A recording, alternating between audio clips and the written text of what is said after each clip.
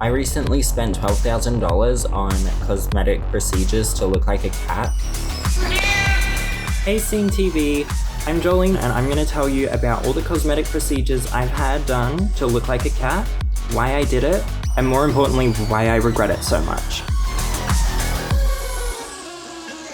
Back when I was a little boy, I loved to dress up as Catwoman. As I got older and I started to learn about myself and the world, I just kind of identified as a woman, and that was kind of the biggest thing that I had to confront. The first procedures that I started to have done were more in regards to looking more feminine and looking more like a woman and looking more like the person I saw myself as. I then became obsessed with dermal filler and Botox and injectables. I was getting my cheeks pumped, my lips pumped, Botox every other weekend. I was racking up my credit card bills, but I just had never been happier. And at the time, the archetype that I was looking at was a Bratz doll. I transitioned publicly, and I got used to having a lot of attention. I love attention.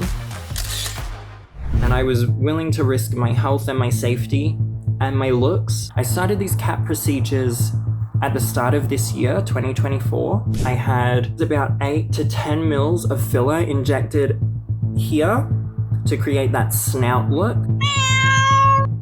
I did also get an experimental procedure using barbed threads, which people use normally to create a cat eye look, ironically. It was used to kind of pull out my nostrils and create more of a feline type look from inside my nostril, underneath my cheek, and just like pulling it out. But I did invest in having laser hair removal. I'm now missing a substantial amount of hair in the pockets of my hairline. I spent about $12,000 on getting to where I was.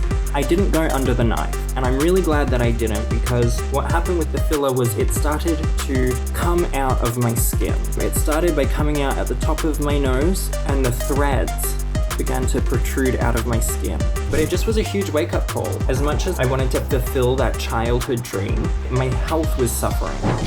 It wasn't about making myself feel more myself. It was about being seen, getting attention, having people talk about me, being exciting, being the most interesting person in the room with very minimal effort. And that's where the red flag is. I think the next step will be to remove the scarring this has caused, particularly from removing the threads myself. And then hopefully I will be at a place where I just look like my old self. You can't play God. You can't go and do these experimental procedures and expect everything to go smoothly. I am seen. Are you?